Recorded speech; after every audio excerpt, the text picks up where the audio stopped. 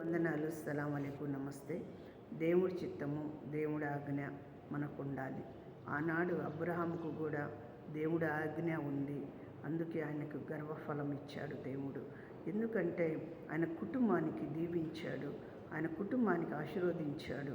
ఈరోజు ఇస్మాయిల్గా, మరి విశాఖగా, మరి ఎంతగానో బిడ్డలకు దీవించి ఆశీర్వదించి ఈరోజు మరి ఈ భూమి మీద మనం అందరం ఉంటున్నామంటే చాలా పవిత్రమైన విధిగా ఉన్నాము. ఒక విగ్రహాలు పూజించేవారైనా ఆయననే, మరి ఒక అల్లాగా ఉన్న ఆయననే, ఒక యెహోవాగా ఉన్న వాళ్ళే కానీ అందరూ కూడా ఆయనలో నుంచి వచ్చిన వారే. ఈ భూమి చాలా చిన్నది, కానీ ఆకాశం చాలా పెద్దదంట. భూమి చిన్నది, ఆకాశం పెద్దది. ఈ రెండు జత చేసి చేసిన దేవుడు ఇంకా గొప్పవాడు.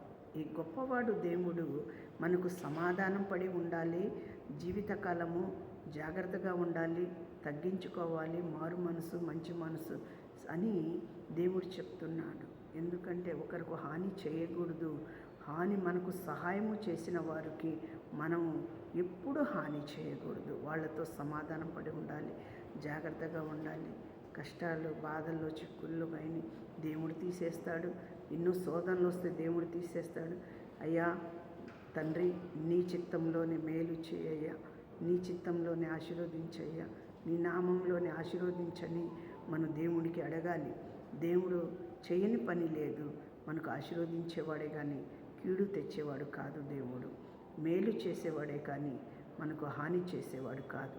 మనకు ఇంతగా చూస్తున్నాడంటే, ఇంతగా పెడుతున్నాడంటే, ఇంతగా మరి ఆయన చేస్తున్నాడంటే కనీసము ఆ ప్రభు ఆయన చిత్తంలోనే మనం ఉన్నాం కాబట్టి, దేవుడి చిత్తంలో మనం ఉన్నాం కాబట్టి మేలు చేసేవారు ఆయన, కీడు తెచ్చేవాడు కాదు. దేవుడు మనకు మేలే చేస్తాడు, మనకు మేలే చూస్తాడు, మనకు ఆశీర్వదిస్తాడు. అందుకే మనం చాలా జాగ్రత్తగా ఉండాలి, పవిత్రంగా ఉండాలి. దేవుడి కొరకు మనం జీవించాలి, దేవుడి కొరకే మనం ఉండాలి. ఎందుకంటే ఈరోజు నోరు ఉందని ఎంతోమంది ఎన్నో మాటలుగా మాట్లాడవచ్చు, ఎన్నో విధాలుగా ఉండవచ్చు. కంటి చూపు ఉందని ఎంత పాపమైనా చూసుకోవచ్చు, పాపమైన పనులు చేయొచ్చు. నడక ఉందని ఆయన ఇచ్చిన నడక జాగ్రత్తగా నడవగలుగుతున్నావా? ఎక్కడ పడితే అక్కడ నువ్వు నడుస్తున్నావా? అవన్నీ మనకు ఒక లెక్క ఉంటుంది, మనకు బాధ్యత ఉంటుంది, లెక్క ఉంటుంది. రేపు ఆదము హవ్వలు ఎలాగైతే లెక్కలో నిలబడ్డారో, ఆదము నిలబడ్డట్టు, హవ్వ నిలబడ్డట్టు, జవాబు చెప్పుకున్నట్టు మీరు కూడా చెప్పుకోవాలి. మీరు కూడా మరి ముందుకు నడవాలి. ప్రతి వారు అంజరపు చెట్టు లాగా మనం ఉండకూడదు, మంచి మొక్కగా ఉండాలి. దేవుడి కొరకు ప్రార్థన చేసుకుందాం. స్తోత్రమయ్యా మహాదేవ, ఈ రాజ్యానికి అధిపతిగా ఉండవు. భూమి ఆకాశానికి, సూర్యుడి చంద్రుడికి కూడా నువ్వు దేవుడు అయి ఉన్నావు. ఈ లోకమందును ఆదిగా నువ్వు ఉన్నావు, అంతంలో నువ్వు ఉన్నావు. తండ్రి, నీ చిత్తంలోనే ప్రతి వారిని ఆశీర్వదించి ఘనపరచండి అయ్యా. ప్రతి జిల్లా, మండలం, గ్రామాలు, విలేజ్లలో ఉన్న ప్రతి వారిని కూడా మీరు దీవించండి. మంచి ఆరోగ్యం ఇవ్వండి, మంచి చదువులు, మంచి ఉద్యోగాలు, రాకపోకల్లో తోడుగా ఉండి అయ్యా యేసయ్యా మీకే వందనాలు, స్తోత్రం. పాడి పంటల్లో దీవించండి, రాకపోకల్లో దీవించండి.